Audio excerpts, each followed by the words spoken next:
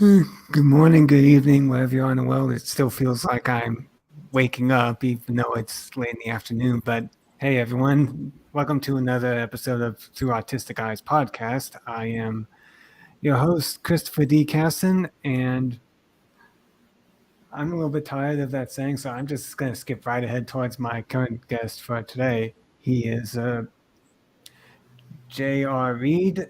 He is an autism advocate, speaker, writer, quote unquote food freak, cookbook fanatic, and a Kansas City Barbeque Society judge. I actually drove Yeah, through Kansas City a little bit, but it was near the evening where it was the sunset, so I had to pass right through. But anyway, back to him. After spending many years working in and running restaurant kitchens, he moved to his home kitchen where he worked on perfecting his food creation. So now he's sharing those recipes and stories on his sensory-friendly food blog, My Autistic Kitchen. To JR, that's food is right. a blank canvas, and he likes to color outside the lines. And I believe he's also created Not Weird, Just Autistic. So thank you again for joining me for Yep. tonight. Oh, dude, thank you. You know what? You have been a good friend over the last few years, and any time that you and I can hang out and talk, it's always a good time. Always a good time. Yeah. Excuse me, I'm just So I'm just really I, tired. I, I do want to correct one thing. Food Okay. freak. That sounds a little weird. So food Well, enthusiast.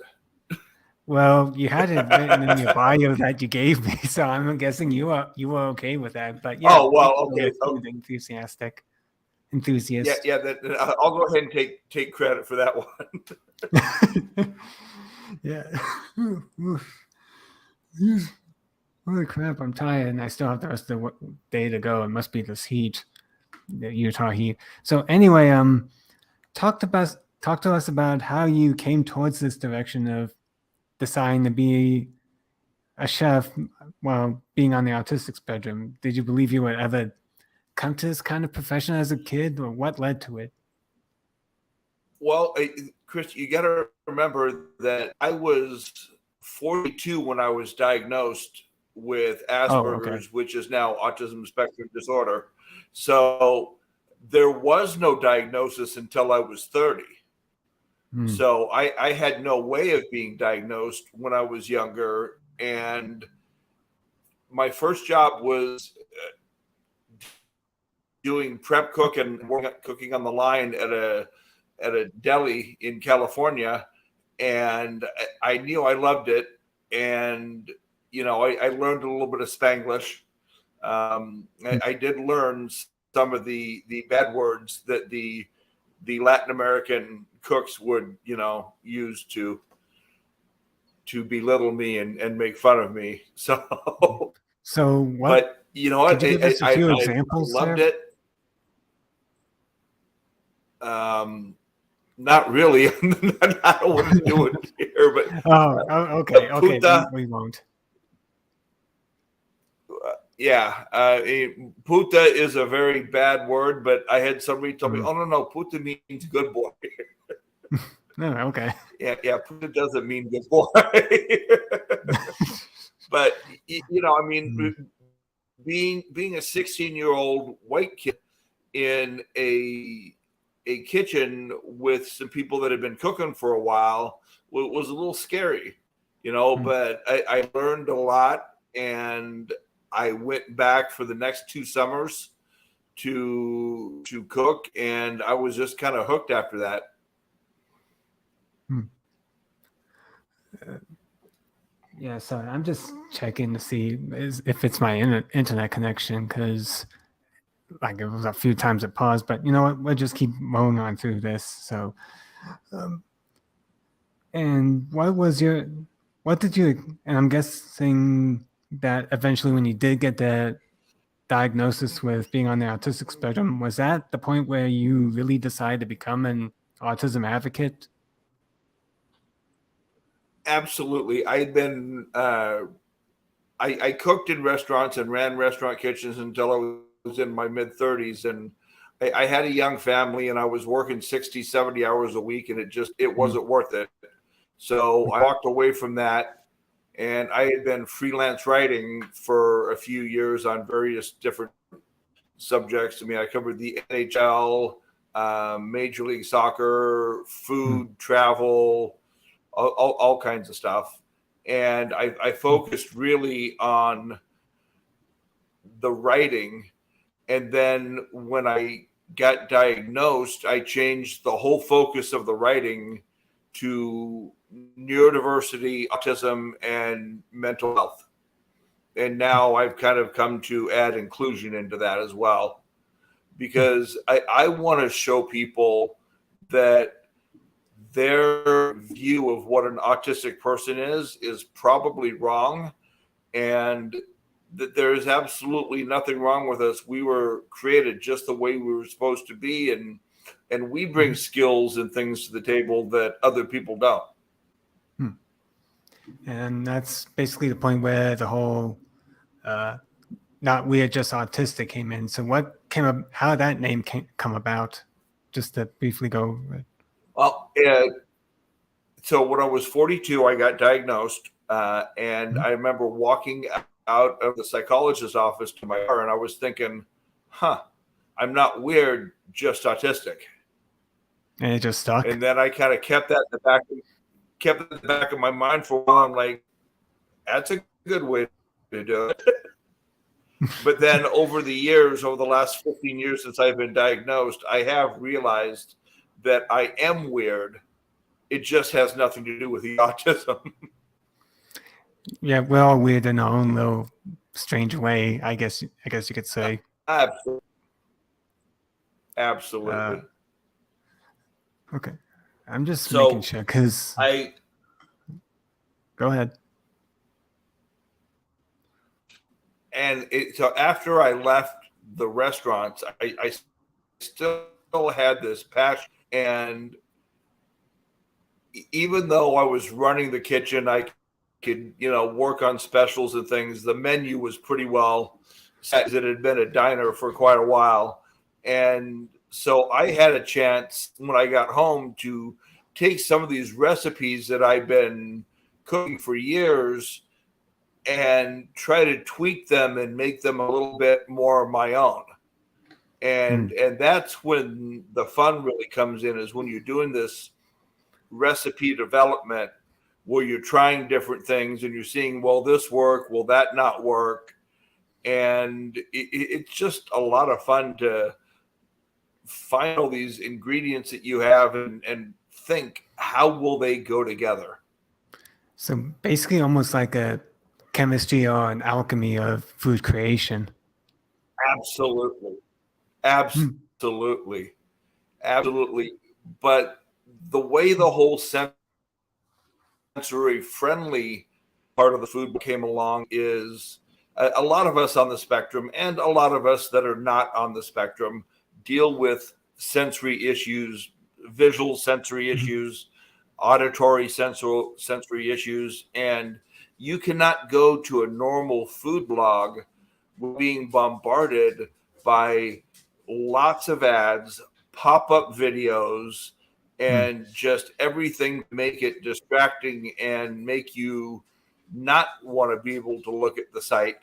I cannot go to a typical food blog for more than 50, 20 seconds before I kind of start having visual problems. And then pop-up ads, and then all this stuff about talking about the live, and I'm like, can I just get to the recipe already? That's why I'm interested in, Yeah, you know what? I mean, there's so many food blogs, they put like an 800-word intro about the dish. I think you can do the same thing in a couple of hundred words. Yeah, like for example, I'm just finishing up an article for an Aloha burger, which is a burger with cheese and pineapple and stuff on it. And I talked about the first time I had the burger at this diner near the beach and how I loved it. And then I went home and started kind of trying to recreate it. And boom, here it is. Let's learn how to make it. Okay, so it's very short to the point. You give a little story, then get right into the recipe. Yeah. Okay. So, But I have set up the blog so that at the right. top of the page, there's a little button that you can click on that says jump to recipe, and it will Oh, that's bypass good. all that other stuff and take the rest. Uh, So I'm really trying to make this as friendly for people hmm. as I can. Right. So now that since we talked about food sensitivities, what were some examples of the food sensitivities you had when growing up? And because I remember with Well, me, and I still do. I remember and I remember I still hate grapes mainly because of the texture, because it just drove me nuts, even though I like Yeah, grape juice. So yeah. so what kind of things have you grown up with, and how did you adapt? Well, okay. So keeping in line what you have, I think where broccoli in its tree-like form and cauliflower in its brain-like form, I don't like the texture. I cannot Mm, eat it. But you grind it up and you make broccoli cheese soup, or you cut up the mm, broccoli real fine, the casserole, cauliflower puree. I got no problem with it. It's not the mm, flavors, it's the texture. And I mm. think sounding like, for what it sounds like for you, for the grape juice, it's the same thing. The Yeah, grapes are the texture, but you don't mind the flavor. yeah. And how can you tell the difference between uh, someone that's dealing with a food sensitivity or between that and someone that just doesn't want to try new food and is just being a picky eater? What's the difference that parents can take? Um, I, I looked at my child when my parents tried to shove broccoli and cauliflower down my throat.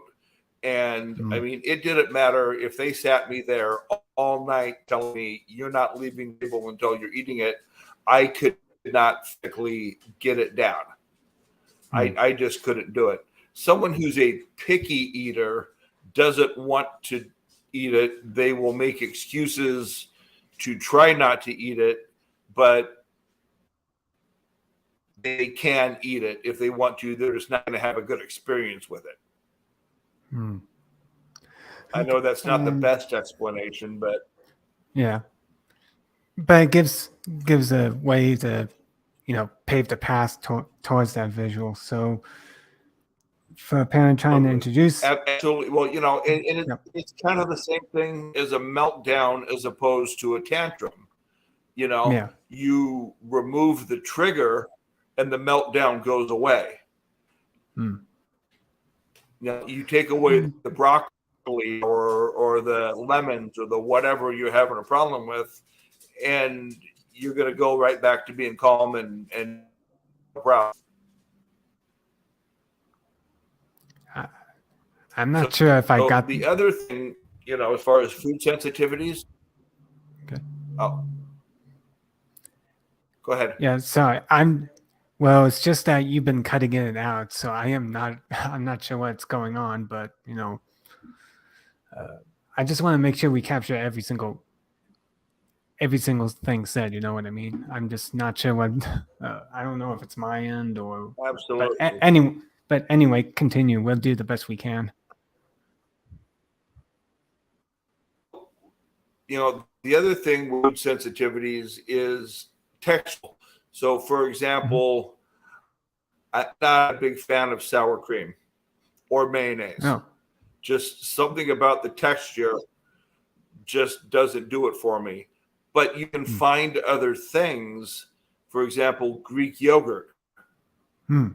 It's a little thicker, it's a little different texture, but you could use it in some cases in place of mayonnaise or in place of sour cream, Mm. and then you're still able to eat whatever it is you're cooking. Well, that's one difference between you and I, because I like mayonnaise and sour cream. So, well, I don't know. It's just Oh no, different for and, every and we person. all have our different things. Mhm. Yeah. Just like Dr. Stephen Shore said, if you've met one person with autism, you've met one person with autism. Yep. Okay. So, We're all different. yep. And I just keep pausing because it feels like every time I think I need to talk, it's really just a video delaying. It's kind of, it's, well, we work through it. So, anyway, for a parent trying to introduce new foods to an autistic child, what would be the right way to approach it? Because sometimes, according to the National Library of Medicine, sometimes some autistic children will only eat sometimes as few as only five foods only. So how can you really get them to be a little bit more open to trying new things instead of saying, no, I don't like this or that?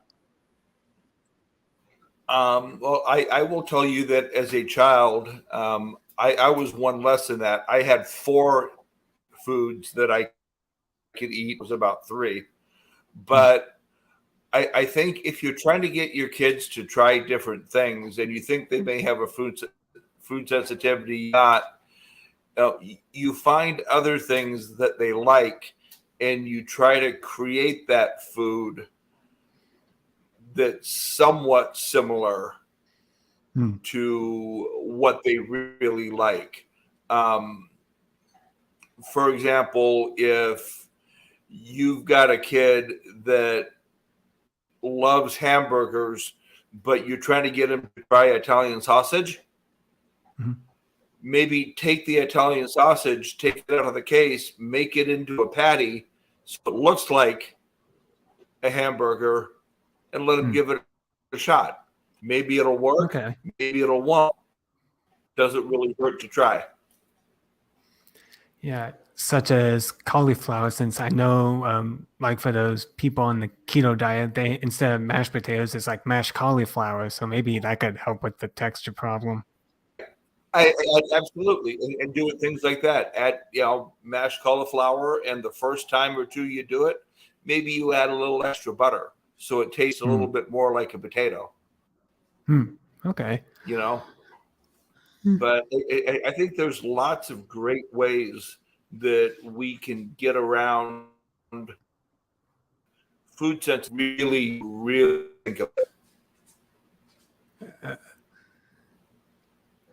I'm sorry. Could you repeat that? Because you were kind of cutting And out right there. yeah, I think there, if you use a little imagination or if you Hmm. use Google, you can find some ways and some recipes and some ideas that you can try different things and find what kids would like. And I will say Hmm. this: if you're the parent of an autistic child and you're having food sensitivity problems or food problems, look at some different Facebook groups. I have Hmm. always found when it comes to autism, if you connect with the people that are on the spectrum or the parents of the kids that are on the spectrum, you'll tend to get better advice and more realistic advice than you do if you go through doctors and medical professionals. Hmm. Okay. So since we're These talking people are about, living it on a oh, daily basis. okay. Um, yeah. Um, Sorry, I'm just waiting for the pause because I want to make sure I wasn't accidentally cutting you off for the billionth time during this because of the tech issues. But You you are all good, my brother. okay. So And uh, as ne- soon as we get off this, I'm going to be going through my internet connection, making sure it wasn't me. yeah, because I haven't had this issue with anyone else yet. So I have no. So I don't know if it's just luck of the draw of today being a bad day since I live closer to the mountains in the Rocky Mountains while you're in the Midwest. So, or if it's Yeah. just your area that's kind of iffy. But yeah, We've had thunderstorms today, so I don't know if that has anything to do with it. mm. Yeah. Like a few days ago, there were thunderstorms here, so it probably came from there. Go figure.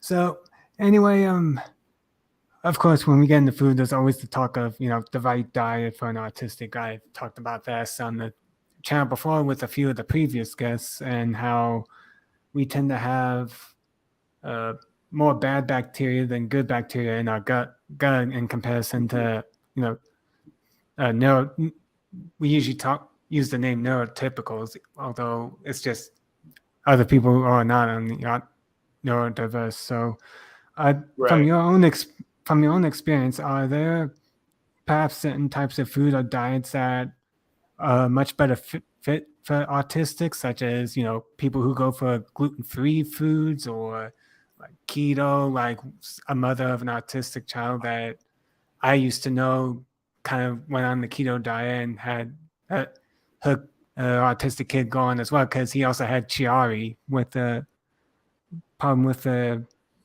issue with the brain and apparently that helped. So what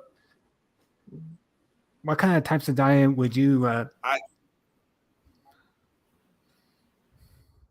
I will say this.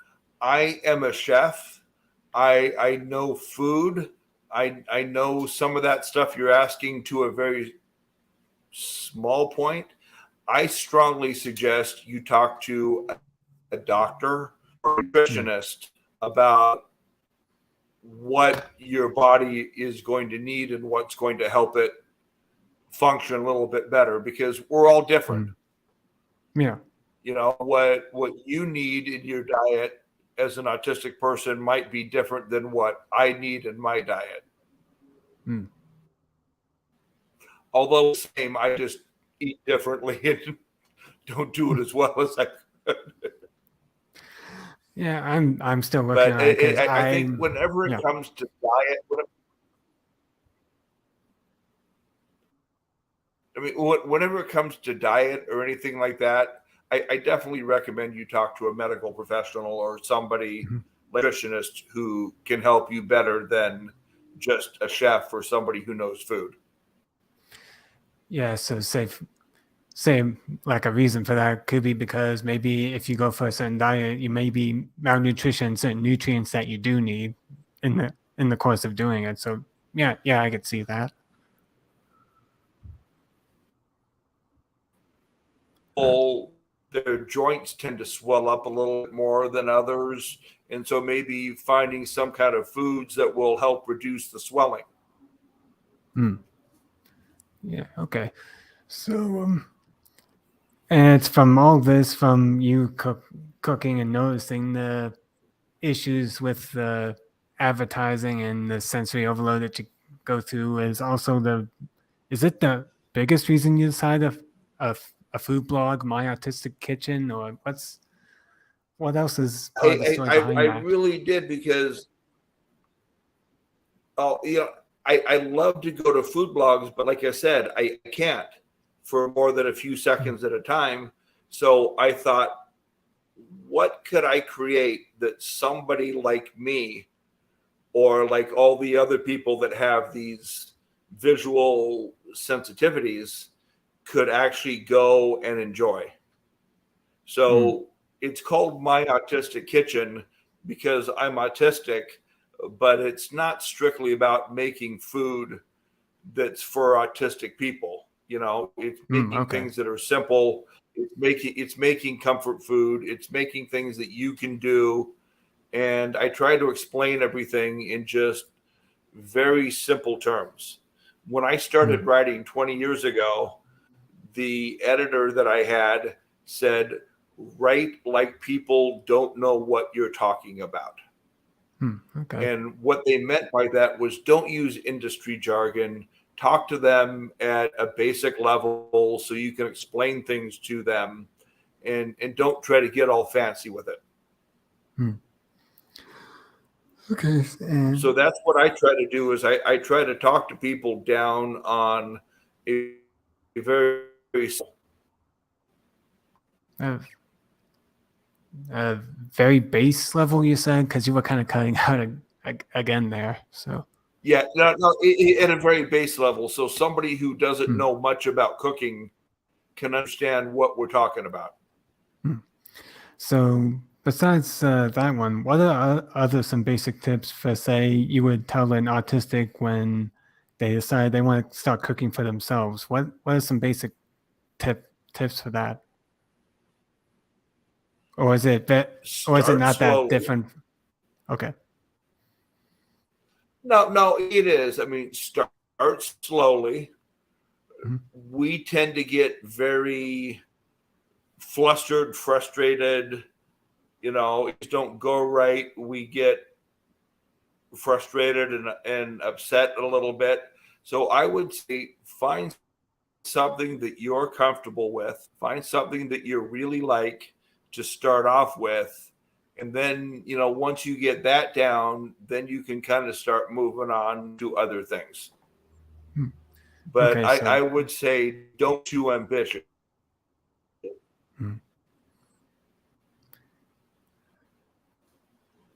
Don't mind me, folks. I'm just waiting for. Okay, he's back because he cut out right at the end there, but I believe I get the gist of it. So basically, just start off simple and small. Was, yeah, and do stuff that you're comfortable with and that that you can do, so that you don't get too frustrated and you don't get in that hole. You don't want to start off by making some kind of crazy, lamb dish when you can just make burger or spaghetti and meatballs. Yeah, don't even get me started on some of those vegan food blogs that I went into when I was interested in it, and it said, "Oh, something that could be acting as a replacement for a hamburger." It's like, yeah, here's about 1 billion ingredients to put in a certain way, and it's like a little overwhelming and a bit cost prohibitive for me. Yeah. So, yeah, I can say for a fact I have never been to a vegan food blog, nor do I ever plan on going to one. Yeah, you're too into the whole barbecue scene to really quit, unless you want to try barbecue tofu, which well, I mean, it'll have flavor, but no, it's quite a different texture. Okay. I don't do barbecue tofu. Like barbecue vegetable Although kebab, just drenched in barbecue sauce. Oh, okay. Yeah, but back. To me, that's not really a vegan dish. I mean, it is, but a vegetable kebab goes beyond a vegan dish, Yeah. It's kind of like a grilling staple. Yeah, I used to be in the barbecue, but I then, will of say course. this. Okay. Sorry, go ahead. You would just, okay, I'm waiting for the pause to go away. So, this is like a patience game.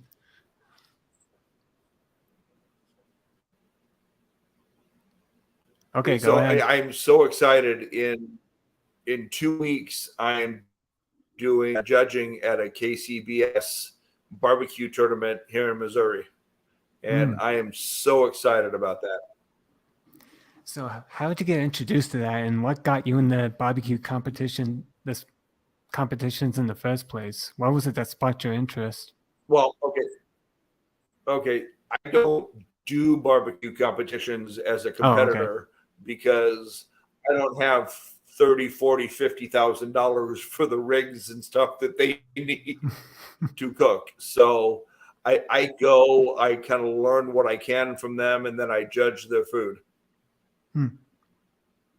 But, I love to barbecue. I thought, this would be a really good opportunity to try to taste some real barbecue and then maybe make notes of some of the flavor profiles and take them home and work on them myself. So how would you, okay, hold on. The question just kind of disappeared on me. Hold on. All good. Yeah, what was it?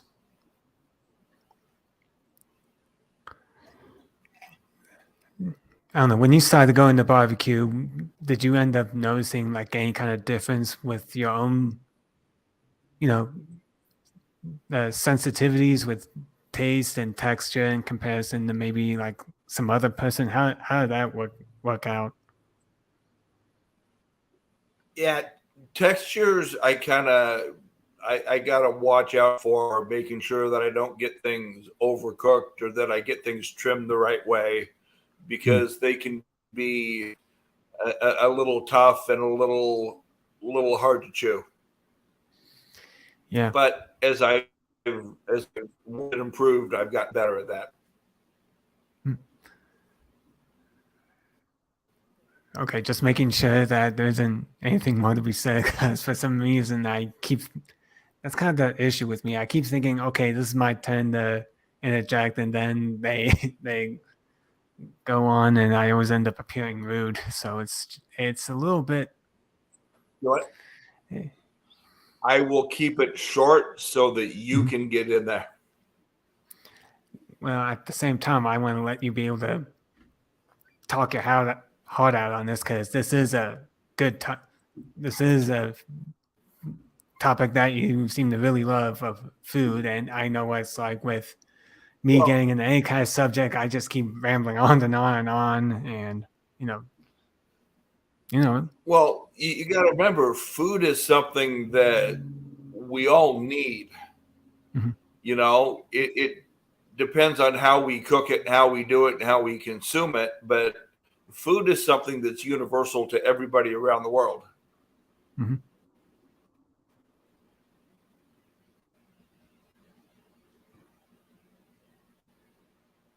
Again, I'm just making sure, because you're kind of freeze framed there. Am I okay? Yep, you're fine. Okay. I can hear okay. you. I noticed on my movement. side, I don't even notice that I'm freezing. So you haven't noticed any kind of lagging on your end, right?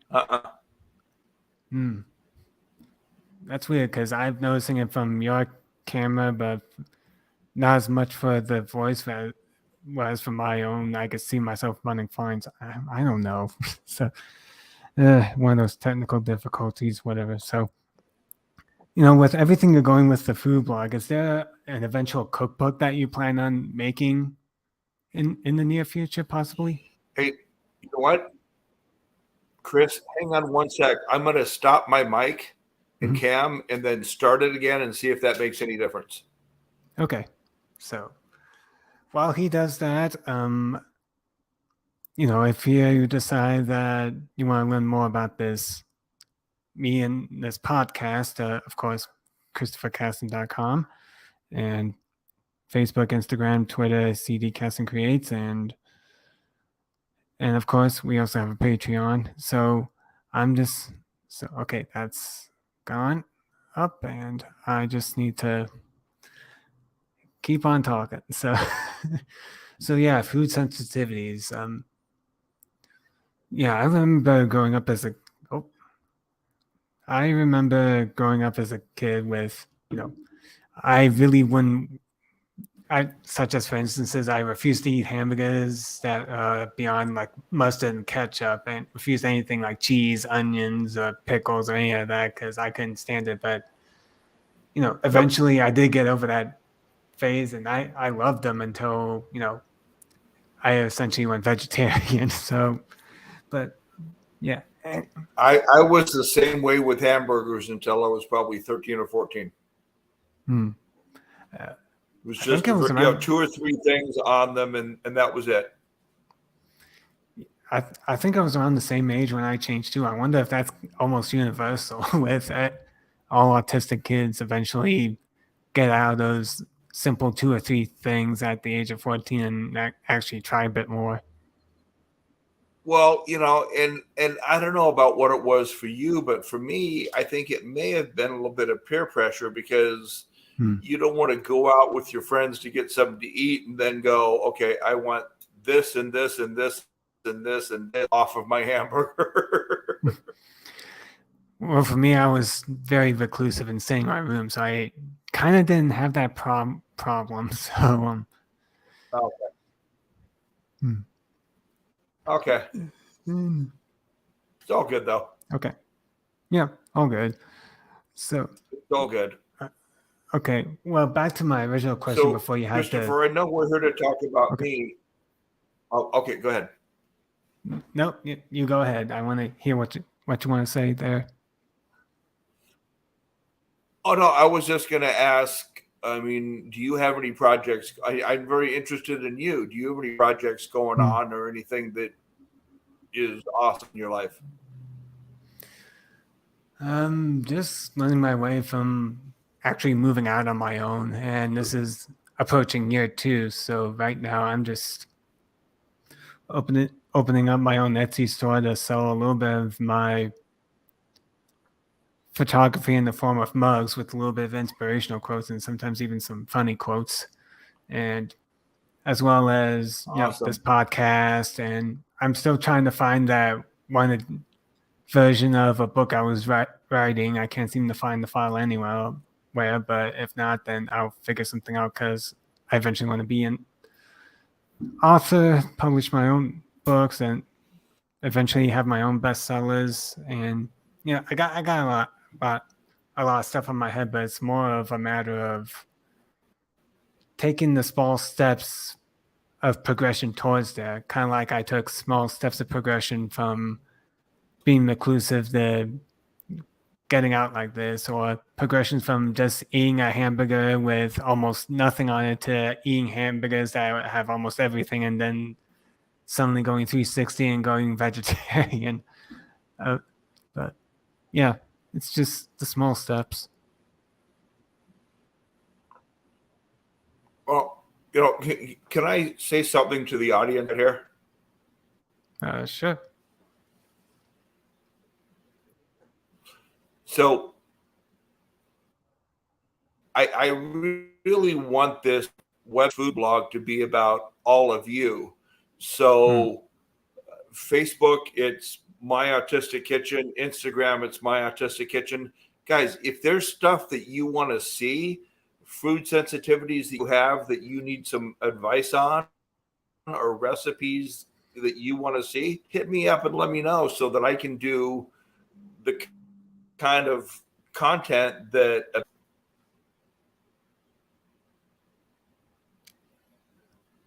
You kind of paused there with, as you said, the kind of content, and then you suddenly got frozen there.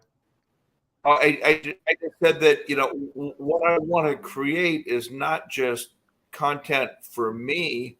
I want to create content for you that you're gonna enjoy, that you're gonna read, that you're gonna share with your friends. Feel free to use those two platforms and share ideas with me so that I can keep track of them and then eventually work on them. And that leads to the other question with, as soon as this gets off, have you ever considered the possibility of developing a cookbook in the near future for people with food sensitivities? Every time I add a recipe to the food blog, I add it to the cookbook. So there is a cookbook. I'm hoping the cookbook will come around. I'm hoping the cookbook will come around in time for Christmas, but maybe not, Well, I'd say there's also the option of self-publishing. I already know of one site I've been looking at, so we could do that in the background. So anyway, I just wanted to thank you for. Published the book before. Could you repeat that? You were cutting out a bit. I said I've self-published a book before, so I kind of have an idea what that's about. Okay. So, what would be your final advice to parents of autistic kids that are just trying their best to be able to make sure the kid eats healthy, but are dealing with the food sensitivities? And what would your advice be for autistics that are kind of looking to explore a bit in this type of area?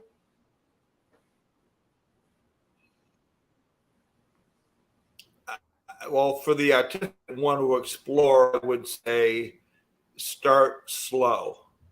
Don't just go to something that's crazy. I mean, start with something that, is closer to what you like, and kind of work from there.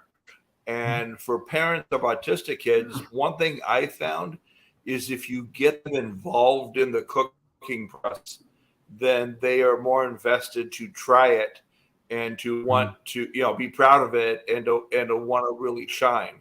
So whether that means giving them a little bowl of ground beef and having them roll meatballs, or scoop peanut butter, for some dessert, or just something just to get them involved in a way that does not involve a sharp knife. We don't want little kids using sharp knives. Yep. But get them involved and talk to them and find out what, and this with so much. Hold on. Why? Yeah. Sorry, could you you were breaking out quite badly there. Could you repeat that? You went to scoop peanut butter and then it kind of really started breaking up a bit.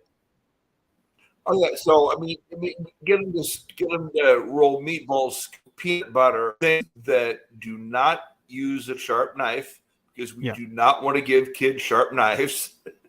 But get them involved and get them helping and let them take ownership. And I think a lot of times when people are involved in creating something, they take more of a sense of ownership and they're like, oh yeah, that's not too bad. Okay. Have them be fun in the process, almost like family time together, so to speak, instead of video game time for them while they go cook. Have them involved in the process. Make it a fun family activity. Absolutely. I mean, daughter's not autistic. Not autistic, but when she was younger, she held carrots and do just little things like that. But it made her feel like she was part of that dinner. Okay. So could you repeat again of how people can be able to look up My Autistic Kitchen and be able to, contact you with, maybe some sort of food sensitivity they're trying to solve that maybe you could create a recipe for?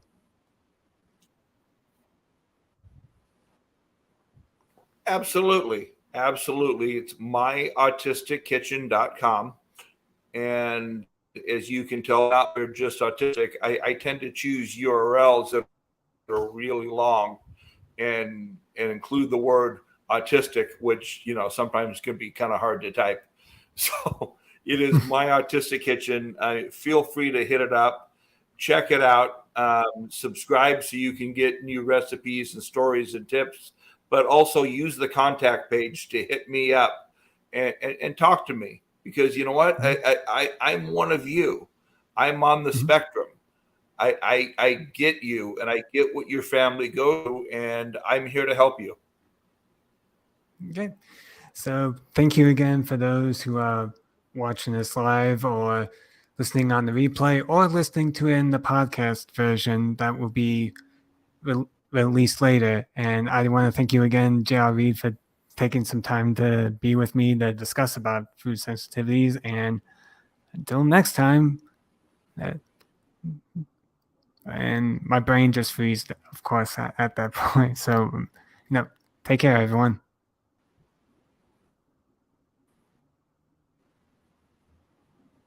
It's all good. Thank you very much for having me.